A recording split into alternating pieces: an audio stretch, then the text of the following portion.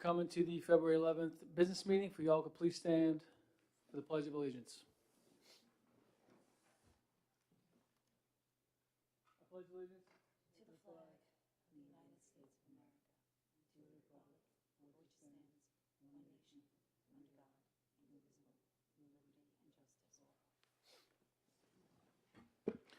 We're joined by our 7 trustees, our superintendent of schools, Dr. Timothy Harney, our assistant superintendent, Mr. Robert Haas, our interim assistant superintendent for finance and operations, Mr. Luis Frontero, our district legal counsel, Mr. Edward McCarthy, our district clerk, Ms. Suzanne Bonetti, and Haley Hendershot, our student representative.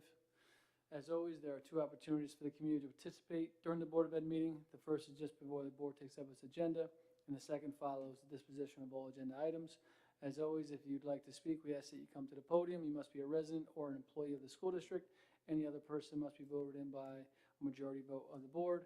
We ask that you keep those comments to approximately 3 minutes.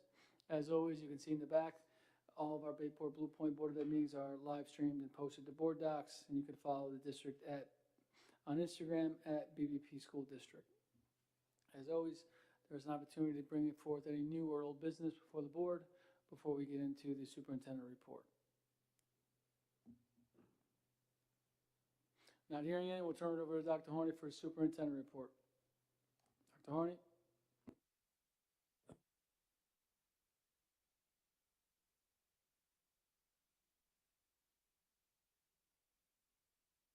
Oh, sorry about that. Thank you, Mr. Miller. All right, so tonight we have 2 presentations. So some of that I'm going to save for that. We're going to review the strategic plan that was put together last year, so that will be something. I would just also really like to congratulate our robotics team, who had a very successful weekend this past weekend, and who will again have the opportunity to compete later on in March, so congratulations to them. Also, I'd like to congratulate all of our students and faculty that were involved with the Musical Chicago this past weekend. It was a tremendous show. Congratulations to them. Our own Ms. Hendershot was in that as well. She did a tremendous job, so congratulations to her. It really was a lot of fun to watch. Also, as we look to the 25-26 school year, we have pre-K. Mr. Haas held the lottery yesterday, I believe it was. Really, the lottery was more about, we have 116 seats. We had 116 people that requested it so far. So really, yesterday, the lottery was about where people would be placed in terms of location. So that is a good thing, and we're happy that we're able to accommodate everyone at this time. So with that, I think that's it for me right now. I'm going to turn the rest over to Ms. Hendershot. Thank you.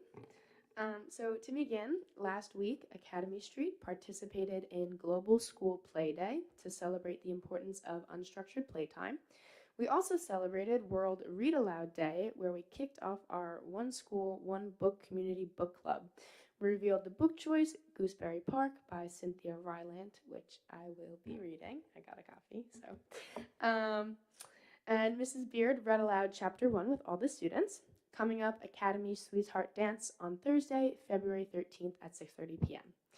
During last Friday's wellness period at BPE, all students worked with their older or younger grade level buddies to tie-dye socks for future Rock Your Socks days.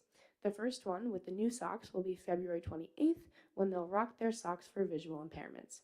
At tomorrow night's PTA meeting, there will be a short presentation on all things reading for grades K through 12 and important information on the educational support team and why students may be referred to academic intervention services. They hope to see you there. At Sylvan, last week's Global Play Day was also a success. One of the highlights was our older students mentoring and playing alongside younger students and classes. Students and teachers are preparing for the 100th day of school as well, with various activities to reinforce both math and literacy skills, as well as celebrate the many ways our students have learned and grown since the start of the school year. Last week at the middle school, our 8th grade algebra students had an opportunity to work with a guest speaker, Mark Love, an engineer who challenged them to apply their algebraic skills to real-world problems. As students tackled complex challenges, Mr. Love shared valuable insights on problem solving, perseverance, and the power of learning from mistakes. It was inspiring to see our students embrace these ideas and give it their all. JWI is also looking forward to hosting our school PEP leaders on Thursday, February 27th. Oh, excuse me, our high school PEP leaders on Thursday, February 27th. These peers educating peer leaders will work with a group of our 8th grade students on leadership activities and engage them in discussions about social media and making positive choices. This program empowers students to recognize, prevent, and intervene in challenging situations, and we are excited about this opportunity for student-led learning and growth. Finally, Bayport Blue Point High School took great pride and excellence across academics, athletics, and the arts while fostering an environment where respect was central to everything. As Dr. Harney said, our talented students performed the musical Chicago from February 6th to 8th in the high school auditorium, showcasing their dedication and hard work in the arts. On January 31st, we celebrated differences during Rock Our Socks Day, encouraging everyone to wear mismatched or colorful socks to show support for those with physical impairments. Finally, we are also thrilled to congratulate our robotics team for placing 3rd and 1st at their first high school robotics competition. Thank you, Ms. Hendershot. At this time, we'll turn it back to Dr. Harney for his strategic planning update, followed by Mr. Fronterio for budget presentation number 4.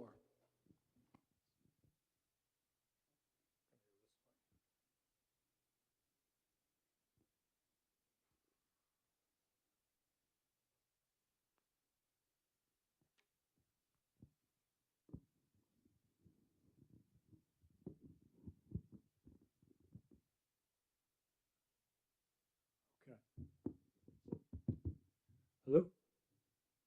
All right. So tonight, one of the things that I wanted to do was review our strategic plan. It's something that we had put together last year. So I'm going to walk you through a little bit, talk to you about the process a little bit of last year, and then I'll kind of show you. It's kind of like a mid-year report. So that's what I wanted to do. So as you're looking at it, the goal is really to provide a mid-year review, as I had said. This is something that we had focused on last year. And I think it's important to note that when we had done this last year, if you remember, we asked for a lot of input from all of our stakeholders, whether it be from staff or from our community. If you remember, at one point, it was during probably around the holiday season last year, where we had sent out that thought exchange, where we gathered a lot of data. And I happened to be looking at it again recently. And one of the things that really stood out was the number of respondents we had. At that time, we had between 800 and 900 people respond, which is a very high number, especially for a district our size. Also in that, if you remember the way the thought exchange was, it was so that families could put in their own comments. Really, the only prompt that I had put out there was, hey, please tell us what you like about what we're doing, and if things that you want us to see us work on or take a look into. That was really the prompt. The idea of that was so that people can kind of put in their own information, and then it could be rated by everyone else. So that was one of our goals. So when we had done that, and it was the first time we had done that, we had, as I said, almost 850-ish, I guess you would say, in terms of respondents. We had 382 comments, which is a large amount of comments. And then within those 382 comments, we had over 37,000 ratings. So if you're thinking about that, everything was rated, was looked at, which really then became the driving force. Then from that information, we started to create a number of things. We had a community forum. We had a couple meetings with leadership, with administrators, with the Board of Ed, and then, as I said, one large one, if you remember, in the cafeteria, which was made up of about close to 70 people, from students through all the different entities that we work with within a school district. So it was very impressive. And out of there, we started to create our new mission, vision, and our core beliefs. And that's really what you have here. So you have the mission, which was Bayport Blue Point provides a wide variety of opportunities, experiences, and supports that develop each student as a person and as a learner prepared to contribute positively to society.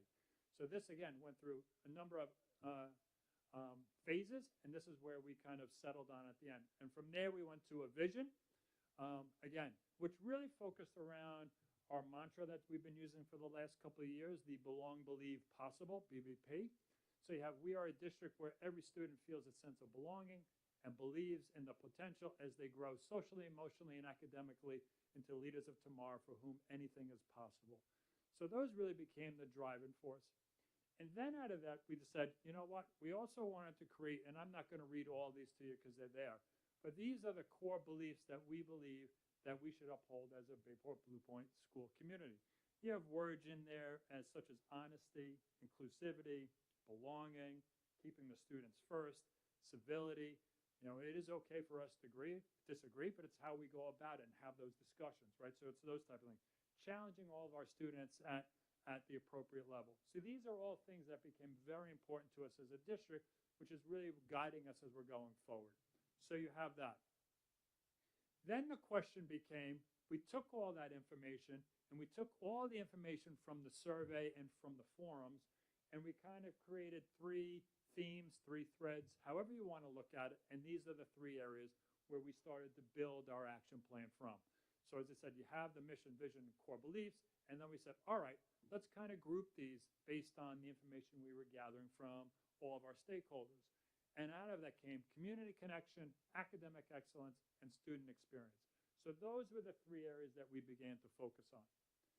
From there, what we did, and here is what we started to look at. So here is where it became a little bit challenging as I was trying to put this together. And what I mean by that is we were trying to figure out a way to kind of do like a mid-year report.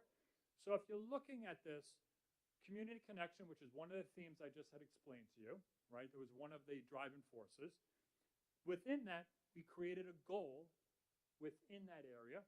So in this case, it says we will enhance communication between school and home to create greater opportunities for students both in and out of the classroom. All right, so that became that. Then what also came out of it, especially the community forum, which was really an open discussion where we had facilitated by 3 separate people. And then we started to create what people viewed as, hey, things that they wanted to see us work on. And that became really the left-hand column there, the action steps. So that is not something that myself created or just the admin on the Board of Ed. It really came from the community forum basically a year. It was basically about a year ago. It's last January that we had done this. Then if you remember within the action steps, there were 2 pieces to it. As, hey, when were you going to look to work on this or accomplish this? And then the last part was who was going to be responsible for it. So that is something you do not see here because otherwise it was going to be just columns and columns. So like, for example, something that may have been responsible. So for the first one, increased communication, that might have said your building principals, all admin team, whatever it may be. Some might say the instructional council.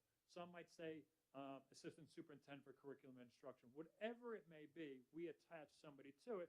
Again, it's that idea of holding some accountability on us so that we can really take a look at these things.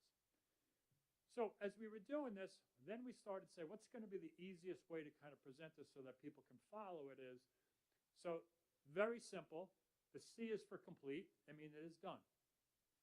So you're going to look through this, and I will tell you right now, there are not a lot of completes. It's mid-year. It's purposely done that way. There are some that we have finished, and there are some that is more of a continuation of what we're doing. So I could have told you that the first one, where it says weekly newsletters, regular updates, we are doing that on a regular basis at the building level, at the district level. I could mark complete, but we're going to continue it throughout the year. So that's why I put it under in progress. IP is for in progress. All right, so that's kind of how we came about this. And then you have everything within this area, and that's kind of how we went through this. When you are looking at this, though, I will also tell you some things were described as a 2-year goal, which I included in here. And I said it's a 2-year goal or a 2-year action step, whatever it may be.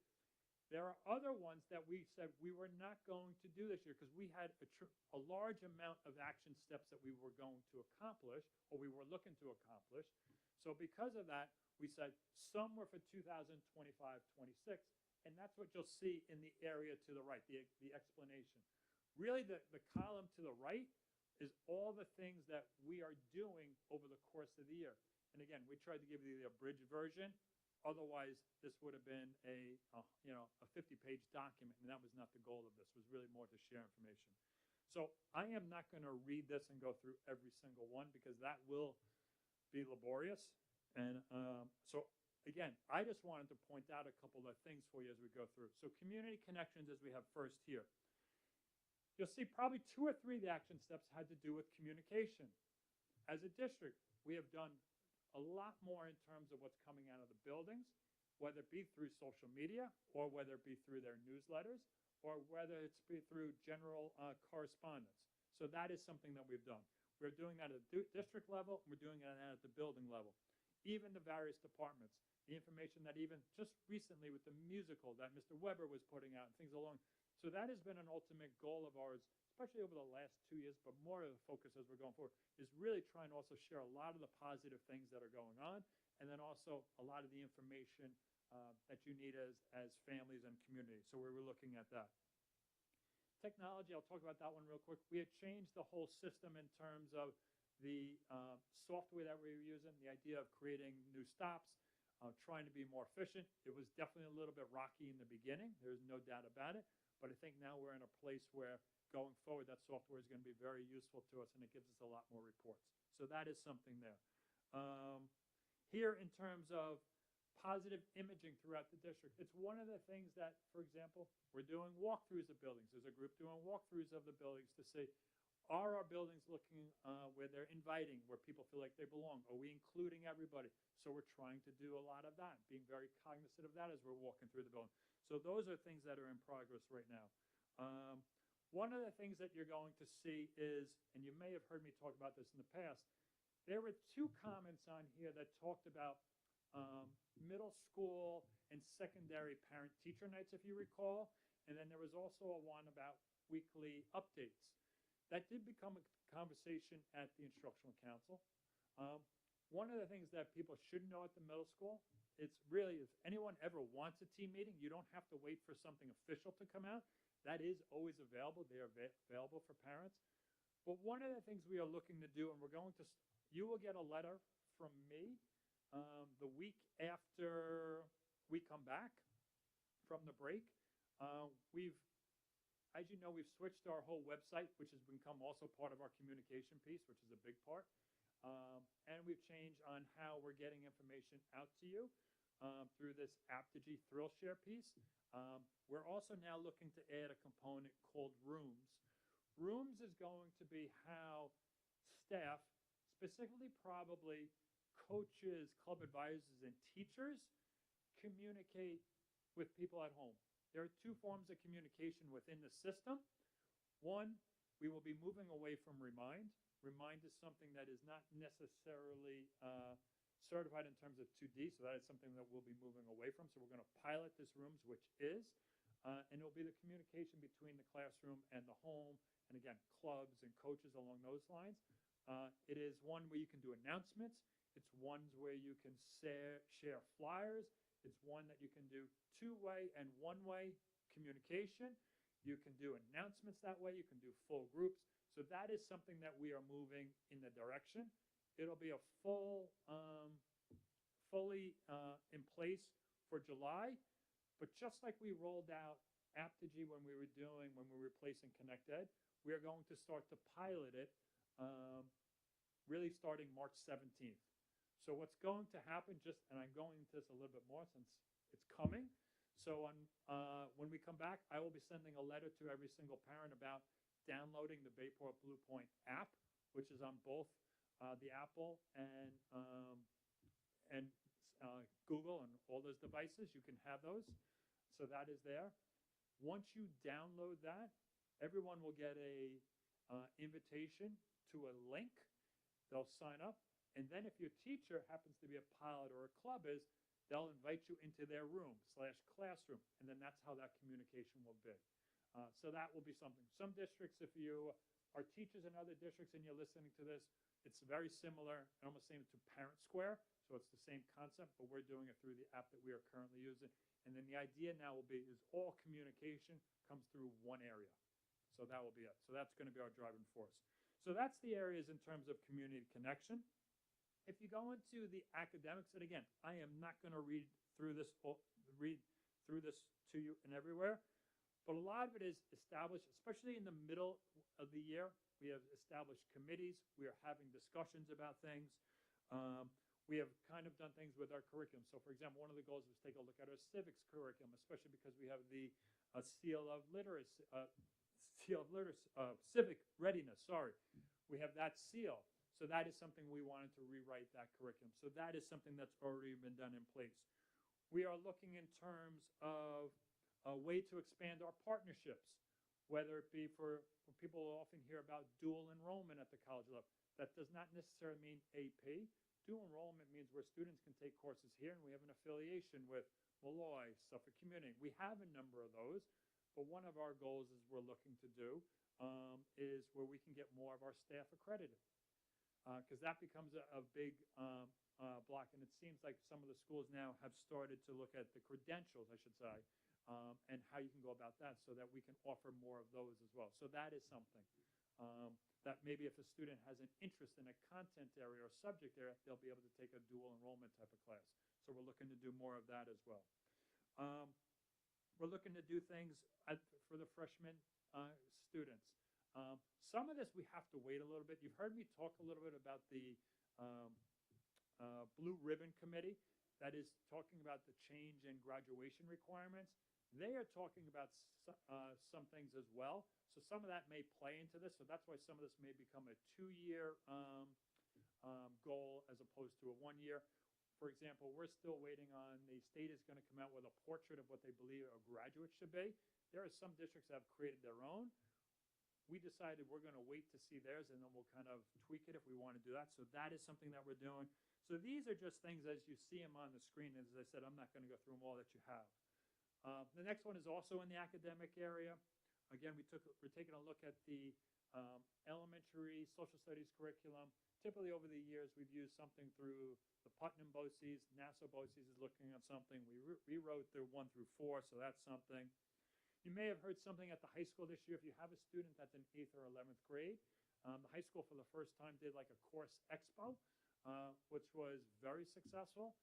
So that one is complete in that sense. It doesn't mean we're going to stop doing things in terms of the transitioning of the 8th graders to the high school. It just means it's something that we were able to do at the high school level, where we were able to even, and give kudos to Mr. Walcott and his staff, was to bring the 8th graders up to the building, who then were able to have conversations with the staff within that content area. So that is something that we were able to do already. We are taking a look at continuing to take a look at the emotional and the wellness of our students. So that is something that we're looking at. And we're also looking at additional supports really in our AIS arena. That is something that is more of a K-12. That is definitely a 2-year goal. So that is something that Mr. Haas is working on with the instructional council as we're looking at it. So those are some things.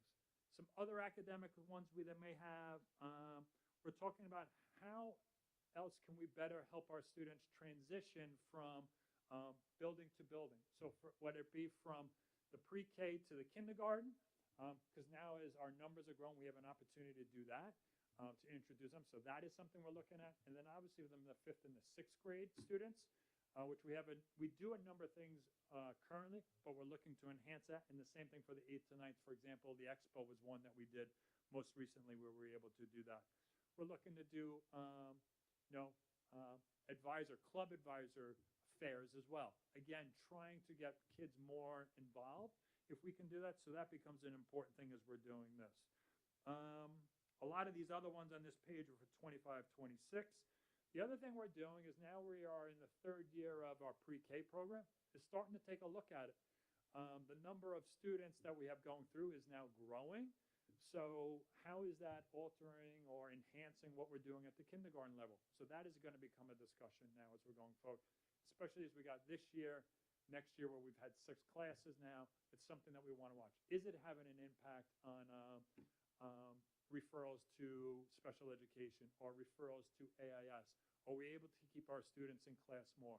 So that is something that we were hoping when we talked about putting the pre-K in place and us doing it here. So that is something we're going to continue to look at. One of the other things in terms of the transitioning from students from building to building, we're also looking in those areas where students maybe have some more needs. What can we do for them specifically? So we're having some vertical articulation meetings between the different buildings, whether it be 5th and 6th grade or 8th and 9th grade. So you're having some of those things. So there's a lot going on as we're looking at this. But what this document has done is really kind of given us some direction for this year and really for next year as well, as we're looking at the 2 years. Then the last one really talks about the student experience. As you're looking at this, continuously taking a look at, and it's something Ms. Westerland's doing right now, taking a look at the advisory program once again. There's an opportunity there. You know, is that an area where you start to talk about restorative practices, or where you're doing some more things in terms of mental health? So that's something that we're looking at in that period. And with some things that we've already been doing. So for example, Blue Point Elementary has a wellness period every Friday where students are being able to, sometimes it's directed by staff, other times where students are allowed to select things that they kind of can kind of just relax a little bit with. So you have that going as well. So you have a lot of things that are going on that we'll continue to take a look at. We're going to look at more vocational opportunities. One of the things we've talked about with Mr. Haas and Mr. Walcott especially is, do we have an opportunity to offer our own CTE pathway, where maybe we don't have to send students to BOCES for one? One area that we're specifically working at, which we think that we'll be able to do with our new STEAM lab and everything, is something in the area of maybe the business or computer science area. So we're looking at those areas as a possibility. So these, again, are just more experiences that we're trying to offer our students here. One of the things that our administrative team is doing this year is to try to get a feeling of what the student feels. So it's almost without them knowing, following a student for the day, as silly as simple as that may say, you can kind of get an idea and go, oh man, this person really has a lot of pullouts, or this person really is taxing themselves up because they're taking a lot of upper level classes, or hey, maybe we can do different things in terms of challenge. So those are things just from gathering, some data as we're going along. So we're doing things like that this year as well. We're also taking a look at the schedules at the elementary. Is there an opportunity to add more instruction as we're looking at that, in terms of, or offer more opportunities, whatever it may be in terms of the academic piece? Or can we also be more efficient as we're trying to watch students and the number of pullouts that they're taking? So those are all things that one is really kind of this year and probably a next year goal as we're looking at that. So those are things that we're kind of really watching as we're looking to go forward. And then if you go to the last one for student experience, I should have moved that along, sorry about that, is we're continuing to look at professional development for us as staff. I talked about restorative practice already. I talked about hosting fairs. And really one of the things we're talking about is what else can we do in terms of our support staff, in terms of our guidance. A lot of times when you speak to especially some of the students at the upper secondary level, they get so engrossed in the college process or after here. We're trying to figure out, is there other opportunities to just have other conversations about things that are going on in their life? So we're looking to do that as well. So a lot of things are going on. And as I said, I kind of move through this, but you get an idea of things that are in progress, things we're looking at. It is very possible that some of these action steps you will see again next year, because we won't be done with them. I said that a year ago. It's very possible that we'll continue it, or we'll look to enhance it even more. And then we have some goals that are here. But then if you look at really what are next steps, May, June, we'll reevaluate the 24-25 goals, almost similar to what we've done here. This kind of created a template for us. Then June, July, we'll update it as we're going into 25-26. Usually at our reorg meeting, I'll ask the board to adopt our new strategic plan going forward. A lot of it will be very similar. Like, so for example, we're not changing the mission, we're not changing the vision, we're not probably changing the core beliefs. Those are all things that were done with all the stakeholders. You might see some changes in some of the action steps, but again, you'll probably see a lot of repeats of them as well as we're continuing to enhance them. And then I'm thinking is probably next January, I will survey again as we look to build the next piece to this. I'm thinking that we do a survey as we did with the thought exchange almost every 2 years to gather more information as things change as we're going forward. And then really, that's it. Questions, you can absolutely reach out to myself, the buildings, Mr. Haas. We're here to answer them, but that's kind of it. So I'll take any questions you may have. But a lot of work has gone in, and really I have to thank We have a large part of our administrative team here today, so I got to thank them. I got to thank people that were involved in developing this. It really has become what I had hoped, more of a living, breathing document. So still work to do, but we're moving in the right direction. Thank you, Dr. Harney. Any questions from trustees? Yep, Ms. Pinzar. First of all, thank you so much, Dr. Harney, for you and your team for putting this together. And I know there are a lot of stakeholders involved and a lot of moving parts to make all this happen. My question is about the communication. You know, that's something that's been an interest of mine over the past year. And I'm wondering if when we are fully using one service for all the communication, is there a vehicle there to also use that for all the flyers that come home and things like that as well? Because as an elementary parent, I know there's that feeling as a parent, you don't want to miss something. What if I missed something in the folder? What if I missed an email? If I know it's all coming from one source, I think as a parent that might settle my mind a little bit. Yeah, two things that we can do is, so the simple answer is yes, you will be able to attach flyers to that. So you could create a room if you wanted to, that is a building-wide room. So it's a one-stop. If it was for the entire building, you can do that. You can do it by grade level if you want. So for example, probably even in the next couple of months, as I said, we're just asking for volunteers to help pilot. We're not rolling it out fully because we're trying to figure out all the kinks. We're also trying to make sure that it works fully with our student management system.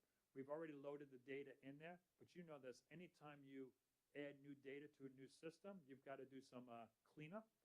So that is absolutely is a possibility to do the flyers. The other thing that I think is important is, especially at the secondary level, it will link with Google Classroom.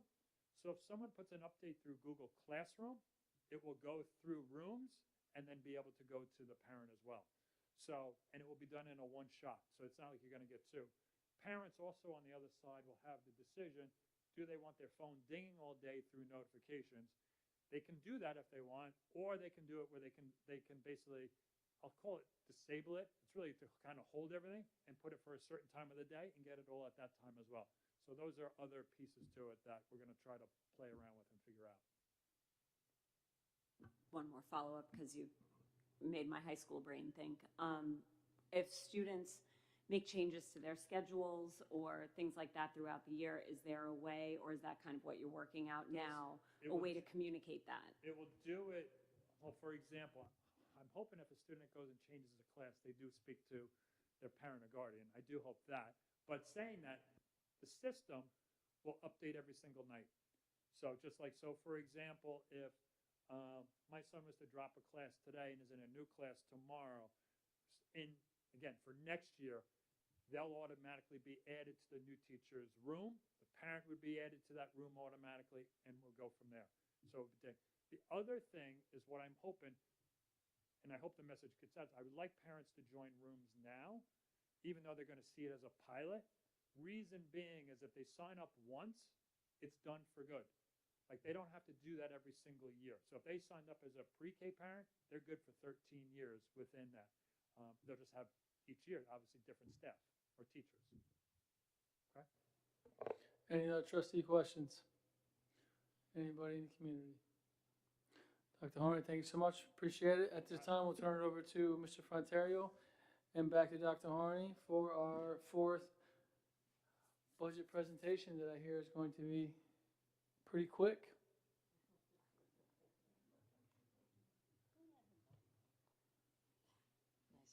So I will start here. I'm going to do the first couple of slides. Thank you, Mr. Miller, again.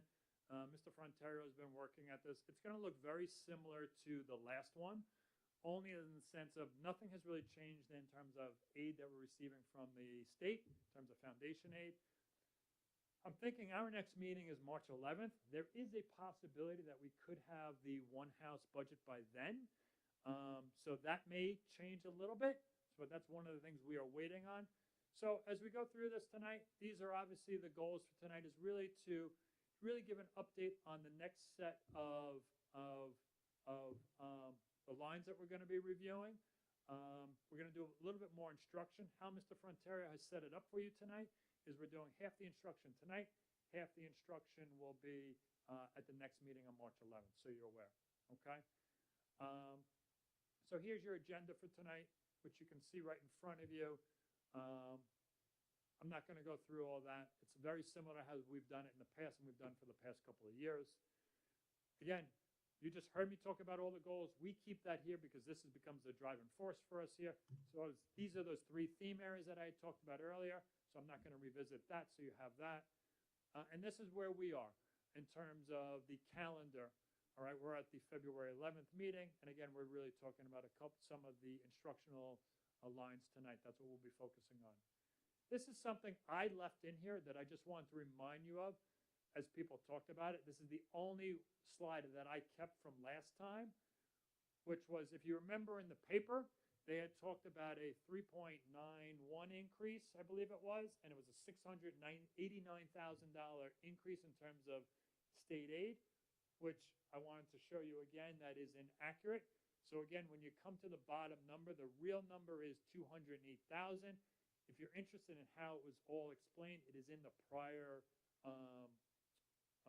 workshop, and I had kind of gone through it, everything. Again, the real main pieces, they were including pre-K. They had our allotment wrong. That's where almost $500,000 was worth in the change, so that's what we wanted to take a look at. But the number you're really talking about is $208,431, which is the foundation aid increase. So again, everyone's touting that, hey, district's got at least 2%. I'm saying that is not accurate. The 2% would have been 233. We did not get that. We're getting the 208. So that's where we are right now.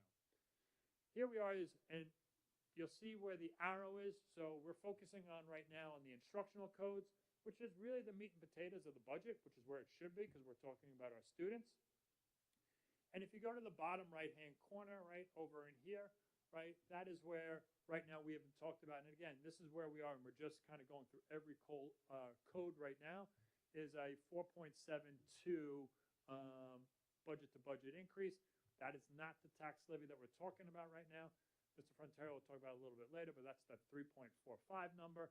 We still haven't really done any, we're still looking at this and taking a look at it, but that's kind of where we are right now, just so you're aware. We had done the first part, the general support, early on. Now we're doing the instructional piece. And these are the codes that we're going to do today. 2 series of instruction from function codes 2010 through 2127. And as I said, we'll do like 2250 in those the next go around as we're going forward. This is just where they are, their function code. That is always something that we talk about. And then the budget program. So if you wanted to come back to what each budget program was that we're talking about, this is kind of a quick and easy key for you, or cheat sheet, so to speak, so you have that and you can come back to it, okay? And now I'm going to hand it over to Mr. Frontiero, who will go through some of this. The one thing I will advise you is some of the codes, what you'll see is, because we had made some decisions late last year, and I'll use the one as pre-K, you'll look at pre-K and you go, oh my gosh, you're up 90%, you're adding more classes. 100% inaccurate. Really what it means is when we had gone through it last year, we had a budget line of that. At one point, we needed to move the money into there. So that is really the money that we had to move into there with a small increase going forward. That's why you'll see such jumps like that for that one. So it does not mean we're adding anything or we're doing anything different. It is absolutely the same, but we wanted to make sure that the code resembled the code. Mr. Frontiero and I have talked. In the future, when we know that the budget was passed, we're going to update that now, so this way people see it and you can really kind of see what the real increase is, as opposed to a number that really is just movement from within codes to make sure it was in the right code going forward. So that's what that's about. So with that, I'll turn it over to Mr. Frontiero, and he'll take you to the end. Thank you very much, Dr. Harney. Is this on? It's on, right? Okay. Yeah, so I'm going to take you through the functions, as Dr. Harney mentioned. And then keep in mind that, for example, you might see some codes that change. They go up, they look like they're jumping or decreasing. There's a story really behind every one of these in terms of what is actually happening. So Dr. Harney mentioned back on April 16th of last year when we were making a presentation and we talked about adding the pre-K, it was also going to be the same conversation was we were reducing the budget by $500,000. So there was not going to be necessarily any budget impact that would increase it. So that's why that number is low. And then once it was passed by our voters, we went ahead and started the program, but the number in the budget happens to look a little lower, and that's why it's jumping. But that's just the nature of the beast of comparing one number to the next. Like, there's always a story. So the format is the same as the functions that I've covered already before, with overhead and transportation and employee benefits, et cetera. So it's the budget function, the description, the adopted budget for 23-24, the actual expenditure for 23-24, the adopted budget for 24-25, the proposed budget for 25-26, and the dollar change between those two and the percentage, and of course an explanation for that. So curriculum and supervision. Mr. Haas's office, basically we are a teaching learning organization. You would expect us to have an office of curriculum development and supervision, and basically the change there is very slight, and more than likely just about salaries. And the 2020 is supervision regular school. That's where all of our principals and assistant principals are, and the money to run their offices. Very specific, the number dropping only because we have a new crop of principals. And if you look at the names versus prior years, the salaries might have been higher because we had different individuals at that point in time.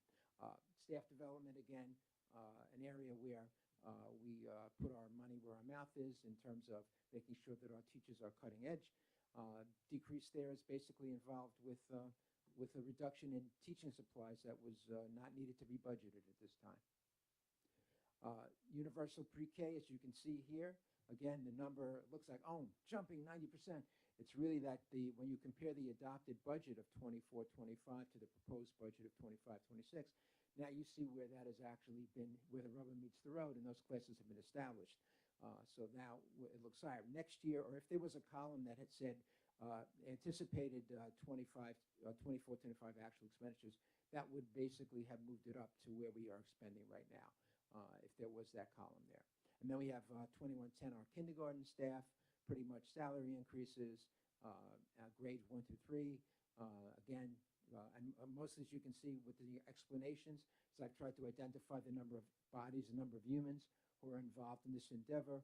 Say so in grades 1 through 3, we're talking about 22 FTE, that's 22 positions. We have grades 4 and 5, same thing, and pretty much the changes of salary. Here we're talking about 14 FTE. And of course, remember, when we're talking about these areas of instruction, we're also talking about materials and supplies, contractual services, and those kinds of things that are just built into it for some reason. Sometimes they go up, sometimes they're about the same, but there's always that replenishment of supplies or things that they need for direct instruction. Everything here pretty much is where the rubber meets the road. It's right in the classroom where things actually happen. Again, we have our art education district-wide with 7 teachers, and computer instruction district-wide. Here we have actually 1 teacher, full-time equivalent, and in prior years we had 3 TAs working in that area. They have since been reassigned, so there's a reduction here, and for the most part, that's why the number is actually going down. So there's only just 1 FTE handling this as we go forward. English instruction, yes, we're still instructing in English, and basically for the changes is pretty much salary adjustments. Same thing with English language learners. That increase is about a little higher than usual, but increases some materials and supplies that are needed in this area. Health education district-wide, again, for the most part, the humans, the personnel assigned to this area, and the materials and supplies and other things that they're going to be using to impact direct instruction. Home and careers, we have actually 1 teacher who's running this entire program, and they're shown here accordingly. Technology, we have 2 FTE assigned, and again, basically the change is all salary driven. Mathematics instruction, again here we have an increase basically related to changes in salaries. You know, sometimes if you have a teacher in a given year that's moving over on a column or they're hitting a career increment, that would also impact on the percent change from one year to the next too. So keep that in mind as we move along. Music instruction, here the increase is considering that it's not just personnel in this case. We actually have about, currently in the budget, about $72,000 for musical chairs, choral risers, acoustical shelves, instrument replacements and the like. And again, as Dr. Harney mentioned, our current budget to budget at 4.72 is still a number we're working with. Ultimately, that will land someplace, but this is, still a work in progress. Keep that in mind. Physical education district-wide, again, pretty much the programs that we continue there, and reading PSEN. Here we had a staff member that actually is reassigned now to special education, so that number went down a little bit. Again, every area and function can tell a story. And then we'll move on to science and instruction. And you can see that pretty much here, we're still teaching science, of course, but the decrease is basically related to changes in the net teachers that are assigned, and need for materials and supplies and textbooks vary from year to year. Same thing with social studies, and of course, speech for the most part. And like I said, I'll be covering the rest of the functions in instruction in March 11th, but I wanted to just touch on this now.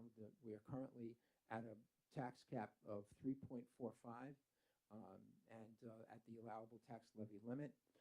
And we're going to have to talk more about not only the adjustments to the expense side, but where the revenue has got to balance that budget. There's no way around that.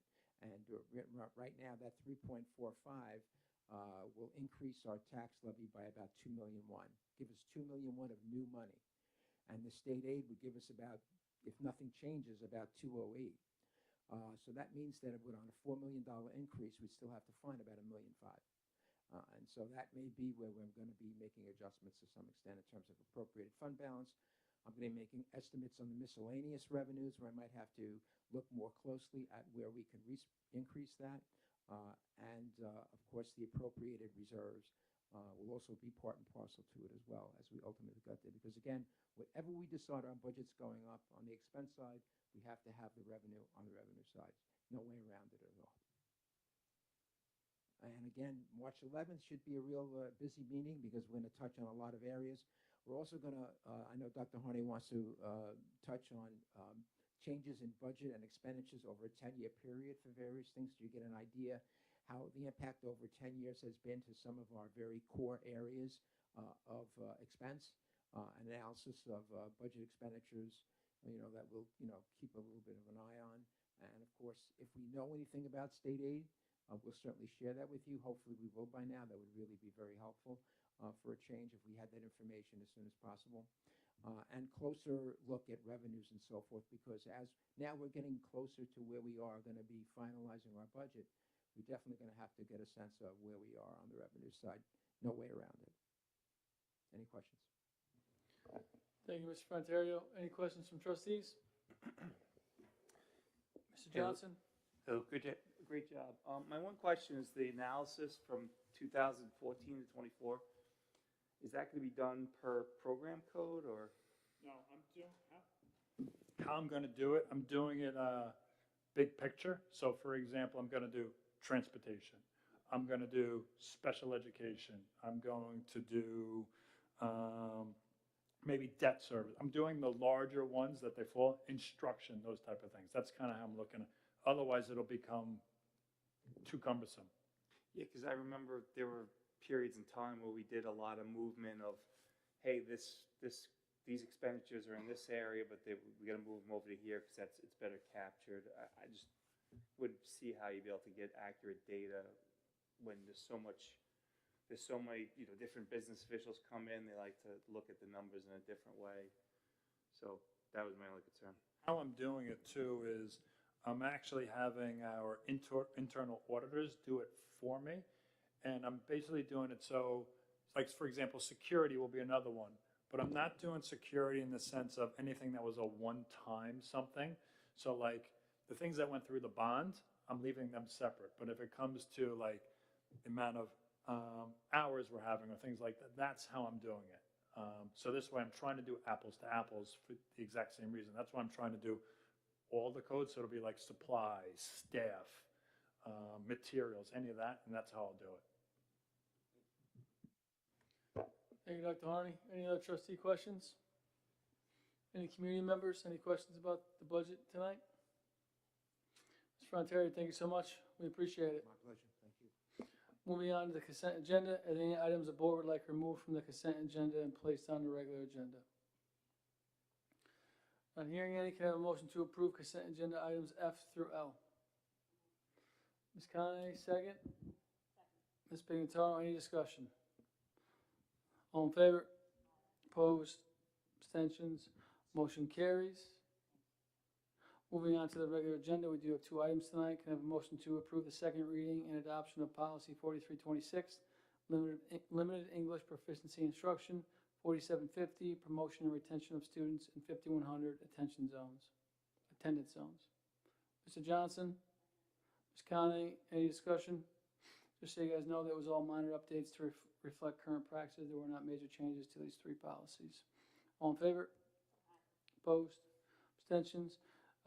Every year it comes up where we have to vote on trustees to run for the Board of Education for BOCES. Can I have a motion to nominate the 5 current incumbents that are already on the BOCES board? Ms. Conley, second by Ms. Pignataro. Any discussion? This is for 3-year terms. They've been on there. They are incumbents. All in favor? Opposed? Abstentions? Before we open up to the community, Dr. Harney would like to give a quick update that everyone probably would love to hear. He's going to be the hero right now, so he's super excited to announce this. Probably depends on who you are, if I'm a hero or not, so let's be honest here. Yeah, that's true. So probably one of the things I dread the most sitting in this position for the past 8 or so years is weather, as silly as that may be. And how we go about it is we try to take a look at it, try to get a jump on it, try to figure it out. And then you're also looking around the schools around you, the towns around you, and all those type of things. So it's just saying all that.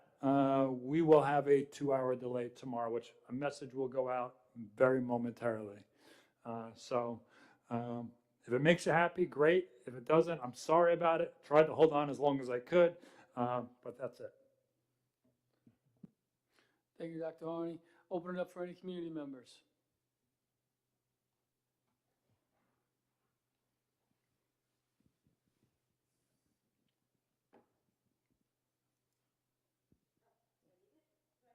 Yeah, they won't hear you at home if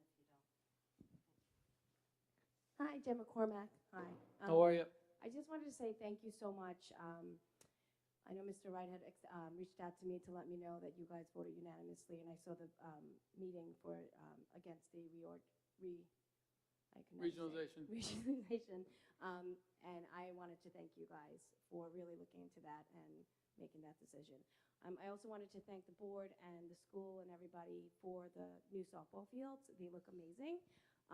Just one thing, and I'm sorry to bring this up, if the bleachers, the fan bleachers can be kind of maybe looked at, they're kind of a hazard right now. They're all broken down, wood, and they should be really like looked at and maybe replaced.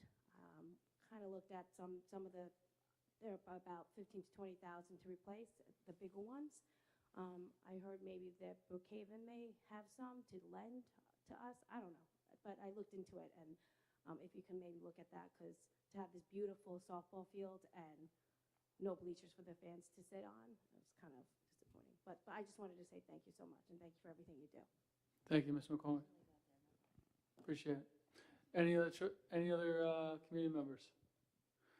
Not hearing any, we'll open it up to trustees for any new business. Not hearing any, hope everyone has a great winter break. Can I have a motion to adjourn? Mr. Krug comes through. Second by Mr. Johnson. All in favor? Opposed?